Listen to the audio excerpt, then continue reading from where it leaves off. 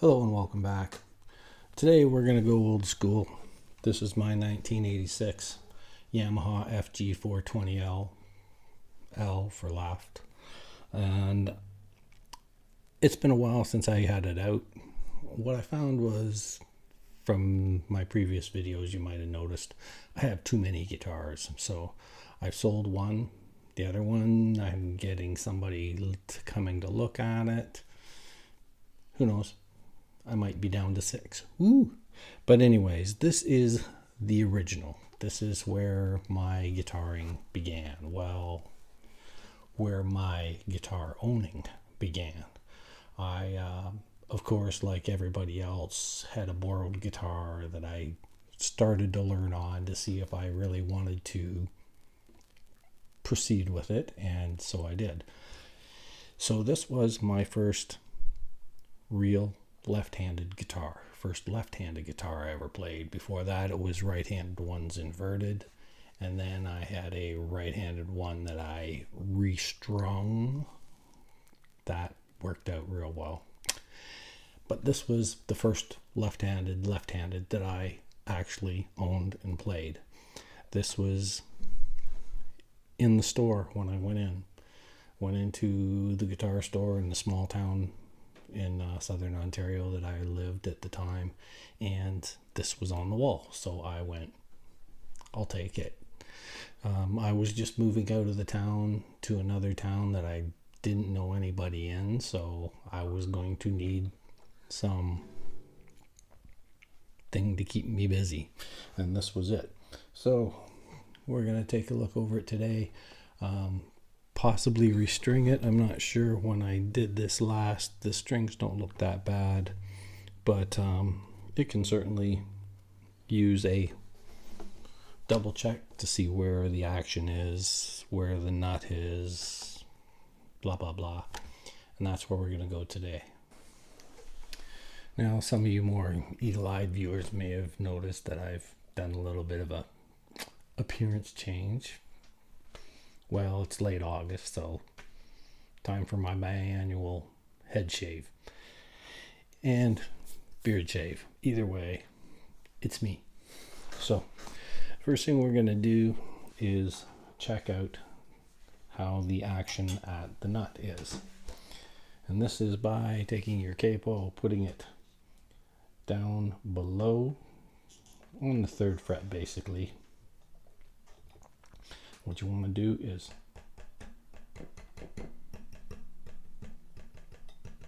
check the distance that the string is off of the 1st fret. Now, some of them are a little too low. That one's touching. That one's just about touching. There's about maybe the thickness of a business card there. A little less there. This one is touching. That one is touching. That one is almost touching. This one's okay. And this one's good. You can tap it, and if you hear the piano sound, I'm sure you can hear that. That's what you really want to hear. These two don't have any. Those ones are hard to hear because you're doing this old meat hook here. Anyways, nut action is good. We're going to leave it at that. Next we're going to do is check the string height at the 12th fret. And in millimeters, what do we got here is about 2.5, 2.25. 2.25, 2.25, maybe a bit more than 2.25, 2.5, 2.25, 2.25. I'm kind of okay with. I think we would like to maybe bring it down a little bit. So we're sitting at about 2.25 millimeters at the 12th. That's a little high for what I like to do. That's kind of normal. If you're strumming and playing loudly, you want that height so that the oscillation of the strings don't contact the other frets. But I just do finger picking. I do it usually quietly. So I like a lot lower action. On top I've got carpal tunnel, so the less movement the better. So we're going to bring it down a bit, but I've already shaved down the saddle about as low as it can possibly go. So we're going to do this with a truss rod adjustment. Now, truss rod adjustments aren't usually used for lowering the string height, but they will do a little bit, considering we have enough bow in the neck to take it. So the first thing we're going to do is look down the neck and see what kind of angle there is a little bit of bow to it. It's pretty flat, but I think we could probably do a slight adjustment on it. Now, what is a truss rod and how does it work? I have a graph. This is an artist's rendition of a neck. Headstock up here, body down there, and this is a side view. What happens is there's a metal beam that goes through the center and halfway down the depth of the neck. This is threaded on both ends. Now, some guitars have the adjustment up here in the head. Most acoustics have it down here inside the body. So what we're going to do is tighten this with a 6-sided L-shaped key, not a paid promotion. And when we tighten this, what happens is the rod wants to become shorter, and that will pull up on this. In essence, what that is going to do is make the headstock go down because we're straightening out the neck. You want a little bit of bow, but not very much. And that's only so that when you're pushing down the strings, you don't make contact at the other end. And that's basically how truss rod works. So when we tighten the truss rod, it is going to put a lot more pressure on these strings. Now, anytime you're doing a setup on a guitar, you want to do it on the old strings because you're not looking for the best sound at the time. You're just looking for the setup, how it's going to work afterwards. And so what we're going to have to do here is we might have to tighten it and loosen it a couple times because you do a little bit of a truss rod adjustment, then you put it back to put the pressure back on the strings, see where the action height is. That way you're going to get a much better feel for how much the truss rod turning needs to happen.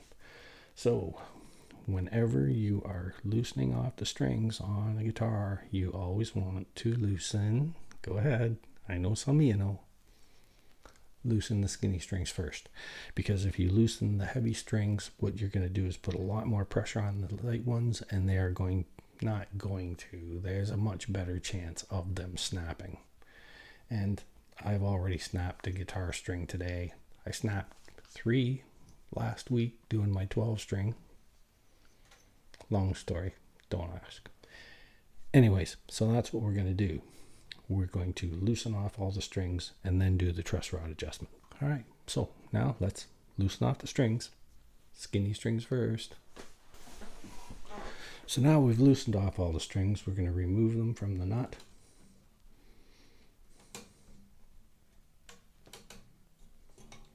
And just pull them to the side a bit, because what we're wanting to do is expose the fretboard for cleaning. And how we're going to do this, because, well, obviously the strings flip back on top, is we're going to use the rope trick. And much like you would want to tie the hands behind the back of your significant other, well, you know, if you're into that sort of thing, the rope trick is you put 3 strings on either side, come up through, go around behind, come up through on either side, and then tie them gently, if that's what you're into, behind their back. And that will basically expose the fretboard for cleaning and oiling. So I guess I should have got the cleaners out first, eh? So what I like to use is just a little bit of old t-shirt material, recycle, guys. And when you cut the pieces off, make sure you cut off all the hems and the seams. Hems and seams are made with nylon strings so that they are much more robust, and they will have, believe it or not, if you look under a microscope, they do have sharp little edges, and if you're rubbing on the finish over and over again, you're going to eventually, well, do you want to take one of those green scratch pads to your guitar? No. So you do not want to do that, so cut all the hems and the seams off. Spray this cleaner on the rag, not a paid promotion. Spray the cleaner on the rag, not the guitar, and then I'm just going to go over the fretboard and clean up any sort of dirt or that might be in the grain. Now this particular guitar, I had it for a lot of years and never did any maintenance to it at all. So in one of my previous videos, I went over it with a razor blade. If the dirt is really, really bad, you can go over it with a razor blade. Now when you do, you want to drag. You don't want to push. You want to drag over the fretboard in this manner. Always drag, that way you're not going to dig in. The other thing is there is a radius on this. You will know when you put on the blade, it rocks. So you want to keep the strokes consistent across. You'd want to keep that bow to it. Now that is only when the fretboard is extremely dirty. When it's obviously been neglected, and this one obviously was. It took a couple of times, and I even went at it with the scratch pad, like one of those nylon scratch pads, but only on the fretboard. And this one came out fairly good eventually, but it can still come out more, but I'm not, a little bit at a time. I abused it pretty good with the razor blade that first time. So let's take a look, and there's not too much dirt on there. Let's give it another little squirt and do it again just to be sure. Not a paid promotion. Not a paid promotion.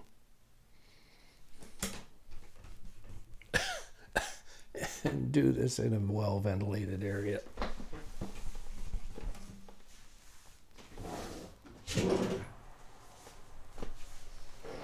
You're going to hear traffic. Better that you hear traffic than I die of poisoning. We're also going to take a little look at the frets on this. Being a 1986, it is 96, 06, 16, 39 years old. I can tell by there's a formula to figure out from the serial number. Maybe it was June of 1986. You can tell it was 1986 because the headstock has a dove on it. Makes it a little bit rare. That was only used in 85 and 86, I believe. I'll get more of the particulars on that by the end of the video.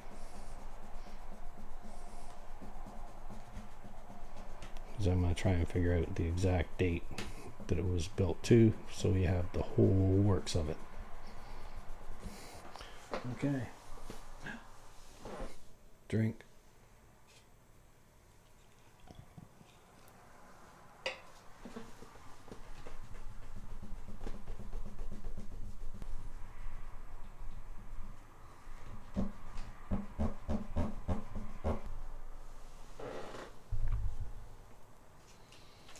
There's a couple of obvious spots where I might just give it a little shot with the razor blade, because we know that the C chord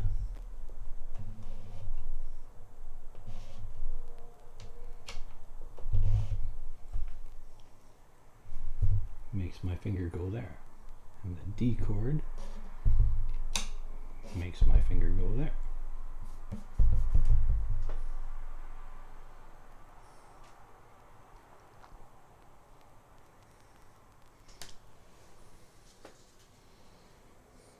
When it comes to doing this, go until you think you should do it one more time, and then stop.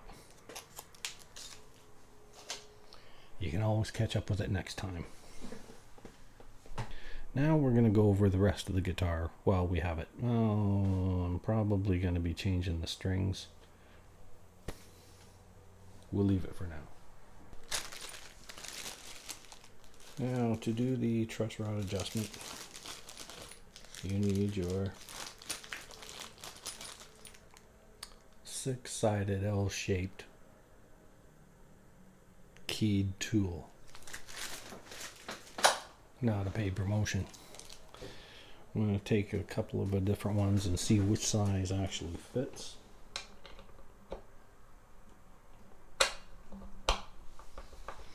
This one fits it, and I'm wanting to tighten it, so I'm on the wrong side.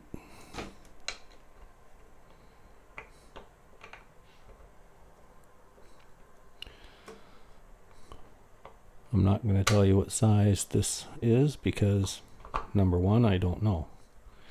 Number two, your guitar might be different. My different guitars are different, so I'm not going to tell you what size it is. Find out for yourself what size it is, and don't take a chance at messing it up. So we're going to give this a bit of a turn. There wasn't much room on this to come down because there wasn't much bow in it. So we're going to leave it there. Just do one little...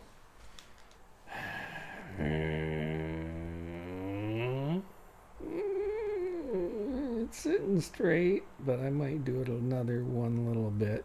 I might edit this out if it doesn't work. Only because it's pretty straight. But once I get the pressure of the strings back on it, it may pull back up.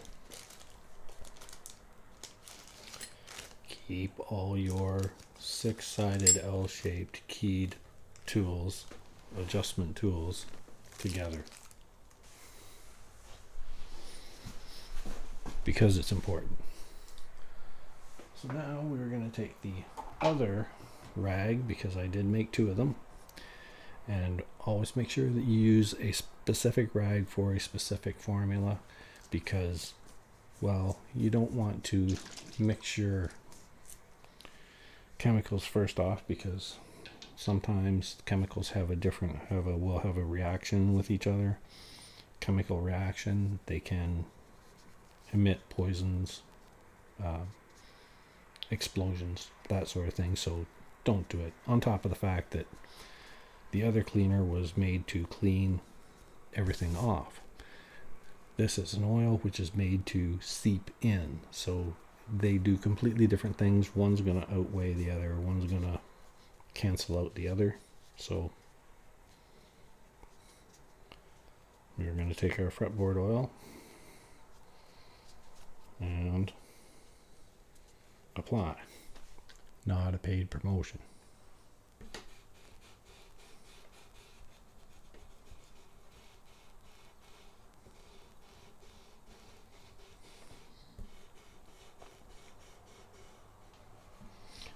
you don't want to do this every time you change your strings.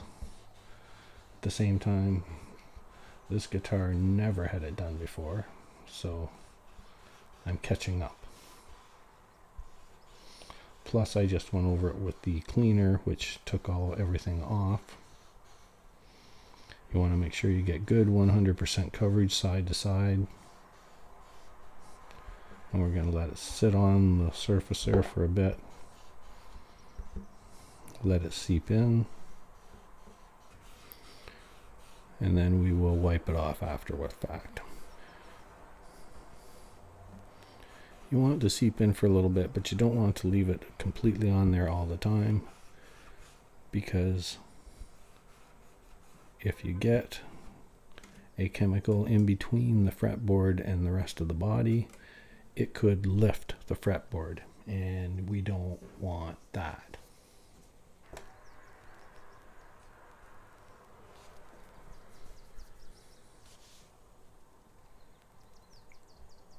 Now we're going to count to 423, because that's how long it takes. And while we're letting that seep into the fretboard, do the side and back of the body. We'll do the headstock later once we remove all the strings.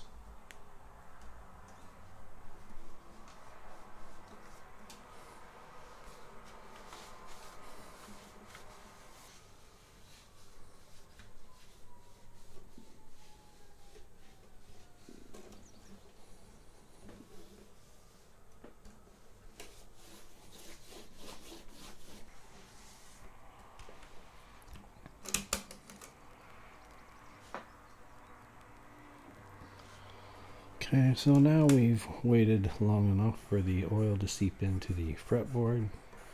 We're going to wipe off the excess.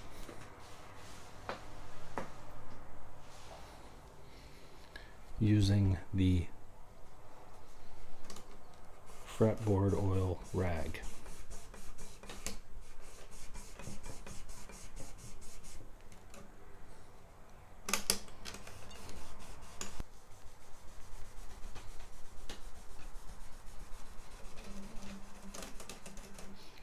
And so there we go. Fretboard conditioned.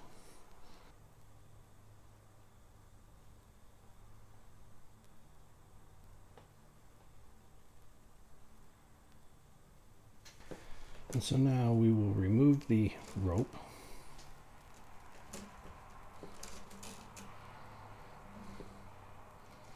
From the rope trick. And let us replace all these strings in their particular groove.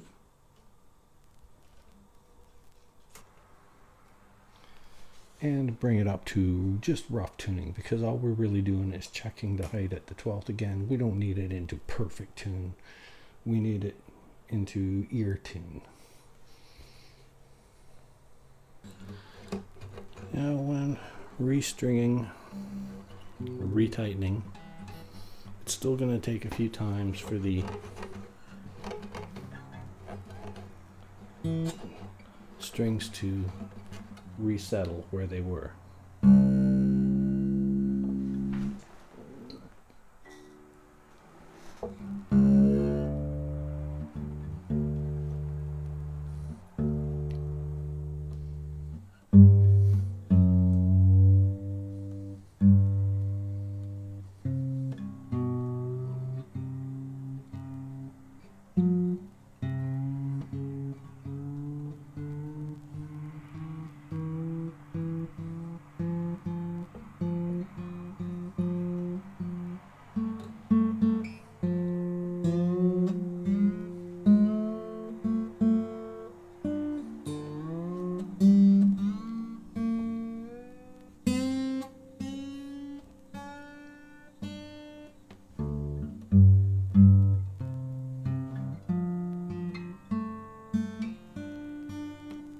See, that's as close as you really need to come for this.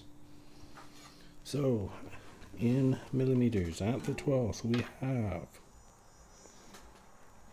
about 2. About two.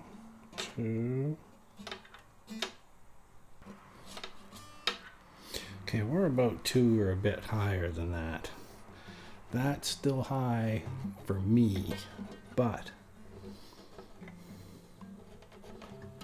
let's just take a look down the neck, see where it's looking.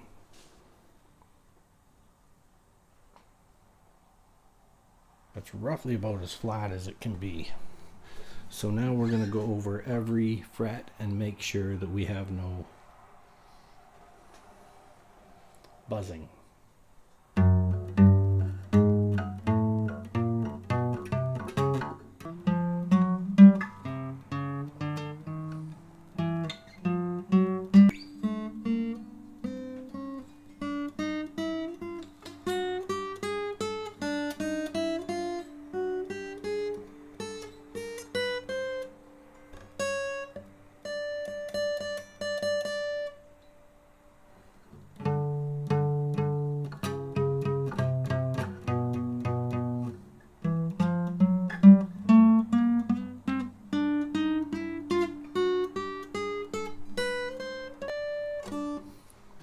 So we got no buzzing on any of them.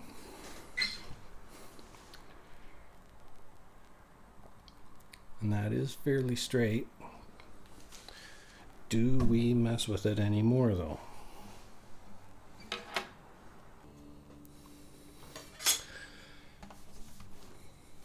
I really want to put it lower, but I don't think I should. What we're going to do is let it sit for a week or so and check it out then. See if it settles more where we can do a better adjustment on it. If not, 2 is where it stays. Okay, so now, do we do a string change? Yes, we do. And I'll tell you why. I can see a little bit of oxidation, or could just be the oils from my hands getting into these here strings that are on it. So I've got lots of strings. Let's put them on. So here we go. Remove the strings again. This time you don't really have to worry about which ones you do first because we are taking them off completely. But get into the habit of loosening skinny ones first.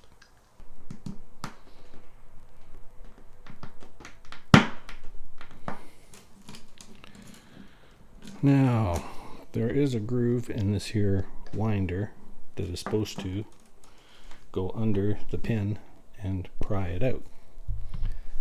Let's see how it works.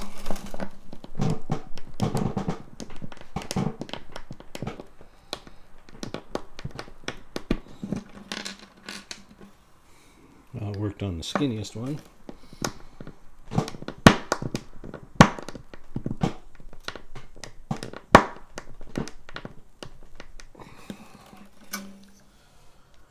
But not the rest of them. So, plan B. And I don't recommend you do this, which is why I'm putting a pick guard down on the surface to take any slip that I might have.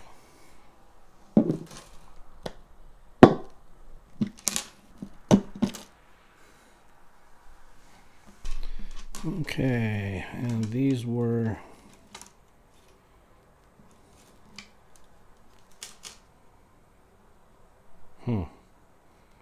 different strings. Maybe these were from the colonies. Well, either way. And when you remove your strings, remove them in one piece. Don't cut them down the middle and make twice as much waste. That's silly. Because I can't say what I really think.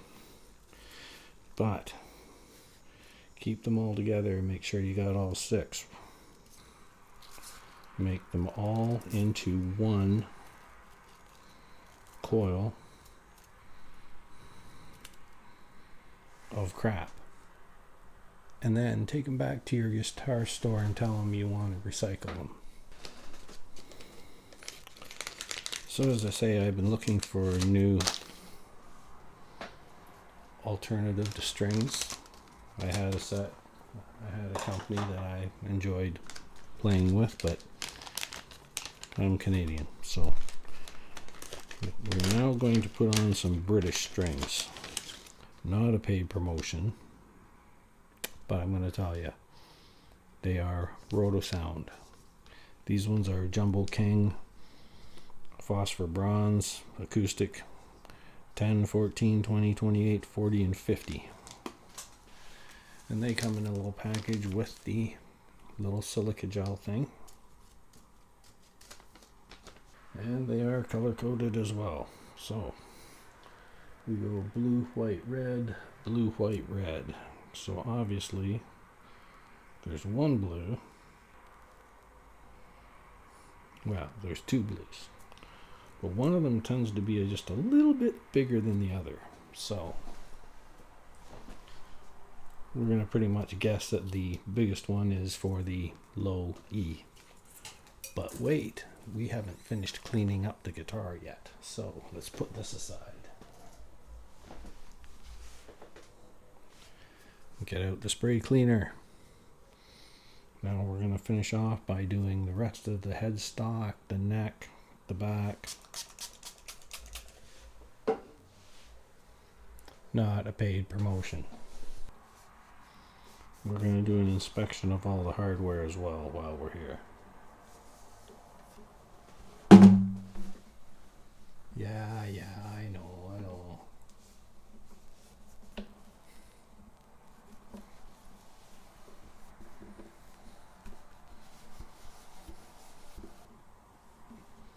While we were doing the fretboard, if we got any oil on the neck, now's the time to clean it off. Well, you can clean that off later as well, but you were wanting to do the headstock.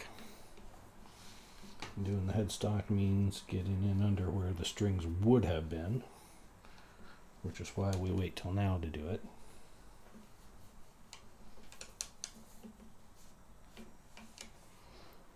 Fretboard's looking really nice. Really nice.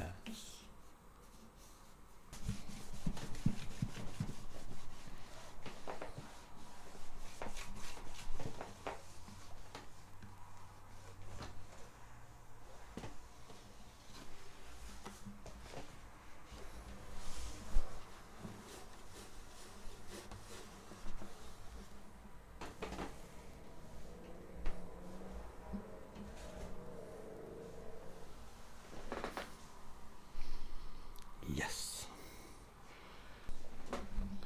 Inspect it a little bit, putting it up to the light.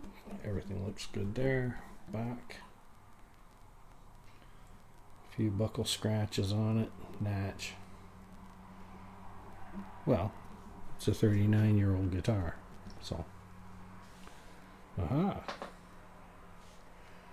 Some wet spots on the fretboard. Don't know if the oil's coming up out of it or if I just didn't get it completely off, but let's make sure it's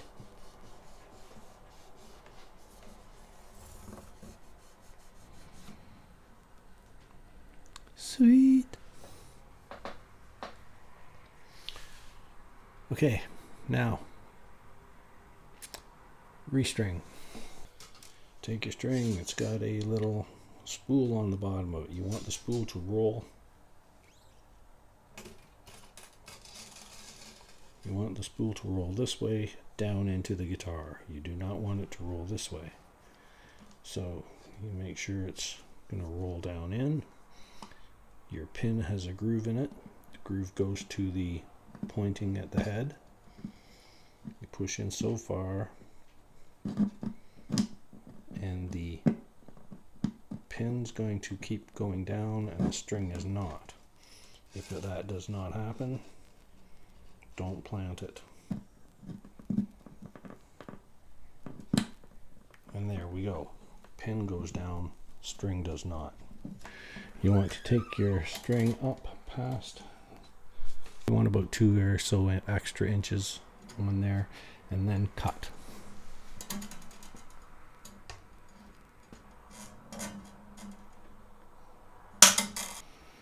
So I went about 1.5. Put your, first off, double check, make sure all these are good. There's no nut on top of these ones, so they're just in there. Maybe what I should do is just verify that the back, the tuners on this here Yamaha have 2 screws on each tuner with a little Phillips head on them. We're just going to verify that they're all snug. Now these are very small, so you don't want to strip them. Okay, that one was a little bit loose. That one was a little bit loose.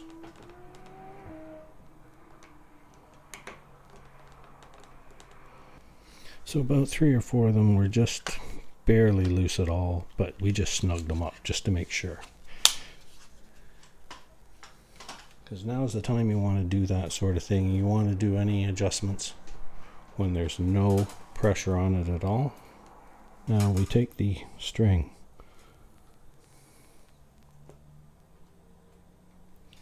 put it through our spindle, leave just a little bit of tail coming out, and crank it. Now we want to start winding and tightening.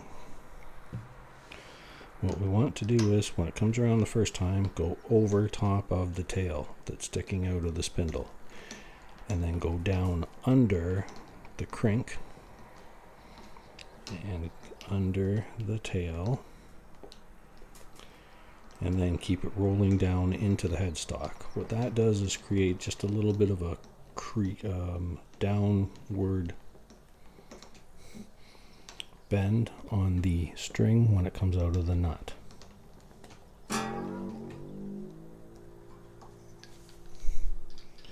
Now verify that your pin is completely sunk.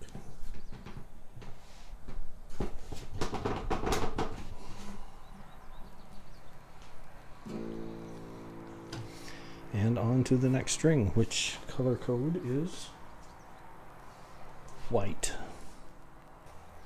Always holding the string away from you when it springs like that, so you don't poke yourself in the eye again. Okay, the roller going down into the guitar, the groove pointing towards the headstock, so the wire comes up through that, pushing so far, then you make sure that the pin keeps going down but the string does not. Up about a spindle and a half and cut.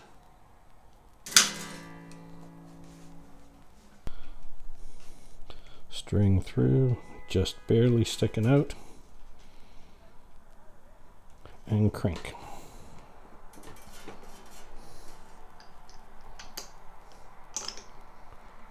Start winding, go over the tail, then go under the crank, under the tail, and keep rolling down into the headstock.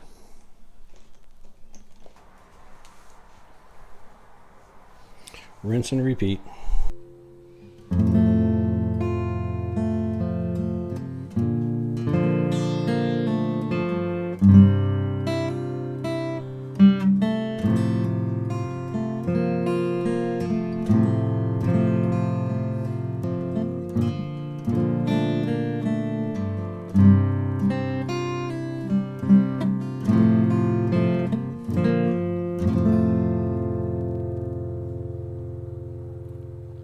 Sounds pretty good to me. Check that action one more time. 2, 2, 2, 2, 2, 1.75. Ooh.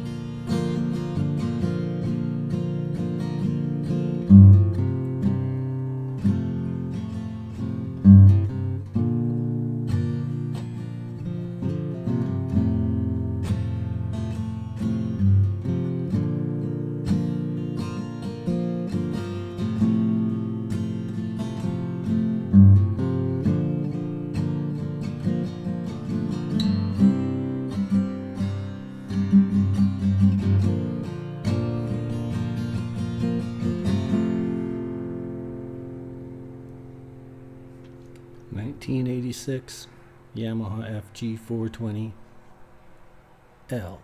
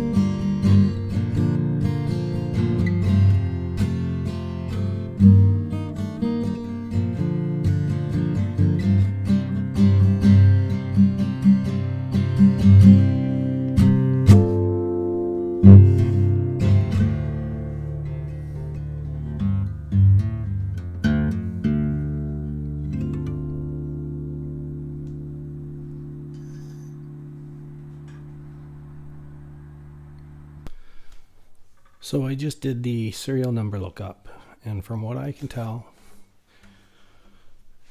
this is considered a 1986 model year, but it was constructed November 26th, 1985. November 26th, 1985 was when this was built. So there we go. There we have it. Cleaned up and all ready to go. Thanks for watching. Please share, like, subscribe, leave a comment below. Tell me what I did right, what I did wrong. I know I do things wrong. I'm not a luthier.